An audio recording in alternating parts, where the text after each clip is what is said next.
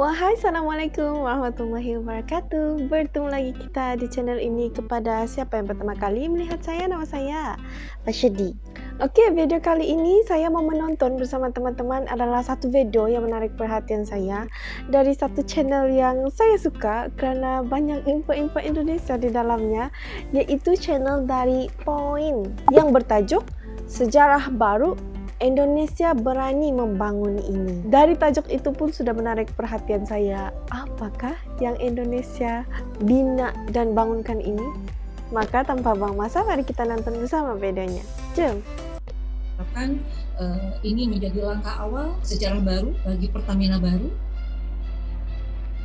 untuk menyongsong perubahan ke depan era new energy. Bioenergy. Dan akan terjadi puncak penggunaan fossil fuel, energi tradisional minyak dan batu bara itu di 2030. Sebetulnya kami sudah bekerjasama dengan Pertamina untuk mengembangkan katalis yang digunakan di Pertamina. Resep-resep katalis yang kami kembangkan itu tidak akan lepas ke luar negeri. Saya ingin memberikan peluit agar ditiup oleh Pak Jokowi dan seluruh potensi bangsa yang bisa mendirikan pabrik katalis.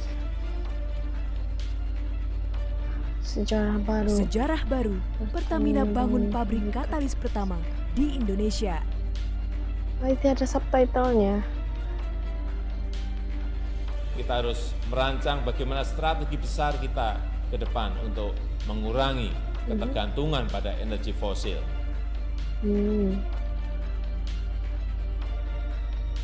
Penandatanganan kesepakatan. Pertamina bersama Institut Teknologi Bandung atau ITB dan PT Pupuk Kujang mencatatkan sejarah baru dengan menandatangani kerjasama perusahaan patungan atau joint venture untuk membangun pabrik katalis yang dinamakan Merah Putih. Penandatanganan perjanjian usaha patungan ini dilakukan oleh Direktur Utama PT Pertamina, Nike Widiawati, PLT Direktur Utama PT Pupuk Kujang, Rita Widayati, dan Direktur Utama PT Reka Cipta Inovasi ITB, Alam Indrawan, yang dilaksanakan di kampus ITB. Pabrik katalis berkapasitas 800 ton per tahun yang akan dibangun tersebut merupakan pabrik katalis nasional pertama di Indonesia yang 100% dikembangkan dan dibangun oleh anak bangsa. Pabrik ini berlokasi di kawasan industri Cikampek dan dimaksudkan untuk memenuhi kebutuhan katalis industri penghilangan minyak, industri kimia dan petrokimia, serta industri energi. Menurut keterangan dari perwakilan tim laboratorium, teknik reaksi kimia dan katalis ITB Profesor Dr. Insinyur Subagio, pabrik katalis ini akan mulai dibangun pada September 2020 dan diharapkan sudah bermula akan diproduksi pada triwulan kedua 2021. Sudah bermula ini. Pembangunan pabrik katalis ini akan membuka peluang bagi Indonesia untuk mandiri dalam teknologi proses dan ketahanan energi. Pada sebelumnya, Profesor Subagio pernah menyampaikan kepada Presiden Joko Widodo mengenai keinginan Indonesia dapat memiliki pabrik katalis sendiri. Dengan begitu, resep-resep katalis yang selama ini telah dikembangkan tidak lepas ke luar negeri.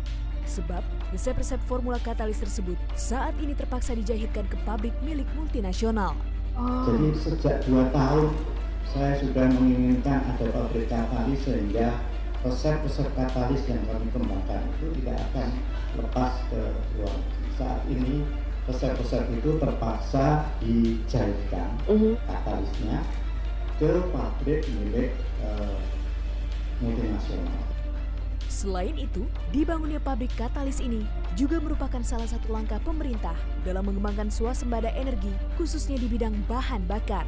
Sebab menurut pengamat penasihat Komisi Global Geopolitik Transformasi Energi Badan Energi Terbarukan Internasional, Mari Elka Pangestu, yang kini menjabat sebagai Direktur Bank Dunia, jika puncak penggunaan fosil sebagai pemenuhan kebutuhan energi akan terjadi pada 2030 dan akan beralih pada energi terbarukan. Permintaan akan jadi sangat terjadi tinggi. Transformasi penggunaan energi dari yang tradisional, yaitu minyak bumi dan batu bara, dan akan terjadi puncak penggunaan fossil fuel, energi tradisional minyak dan batu bara itu di 2030. Setelah itu akan mulai menurun karena akan beralih ke energi terbarukan. Sepakat dengan hal itu, akan jadi pendapatan negara di masa akan datang. Sudah saatnya Indonesia bergerak dalam pengembangan renewable energy. di mana tren global di bidang energi akan berubah di tahun 2030. Wah, sudah Jika mulai ya dihitung dari sekarang, project ini. maka Indonesia memiliki waktu sekitar 10 tahun untuk melakukannya. Akan tetapi, menurutnya, waktu 10 tahun adalah waktu yang sedikit. Oleh sebab itu, butuh tindakan cepat. Kalau tidak, akan terlambat. Ya. Ya, kita tahu bahwa conventional energy atau fossil fuel kedepannya akan mulai trennya menurun mulai 2030. 10 tahun itu sebentar. 10 tahun itu sebentar sekali. Kalau Iya, kita tidak betul. melakukannya mulai hari ini, maka kita akan terlambat. Ketika semuanya sudah Lagi berubah, tinggal kita 8 baru tahun. bergerak, apalagi dengan badan yang besar. Wah, kalau Indonesia yang memulakan semuanya itu, yaitu pengembangan renewable energy, Indonesia akan bakal jadi apa orang bilang trendsetter. Lepas itu akan memulakan tren global itu. Dan ini akan jadi keuntungan yang sangat besar untuk negara Indonesia. Karena mungkin masa akan datang permintaannya itu akan sangat tinggi, dan jikalau Indonesia yang memulakan terlebih dahulu, mungkin akan jadi pendapatan negara yang sangat-sangat besar 10 tahun akan datang. Salutlah kepada siapa yang orang-orang terawal yang jumpa peluang baru ini ataupun mencipta peluang baru ini untuk negara Indonesia. Salut. Apapun teman-teman, terima kasih kerana menonton video ini bersama saya, dan jika teman-teman ada cadangan lain lagi, komen saja di bawah dan jangan lupa untuk tekan butang like dan tekan butang subscribe. Dan jumpa teman-teman semua di video seterusnya di sini dan juga di sini ya. Bye, assalamualaikum, terima kasih kerana menonton.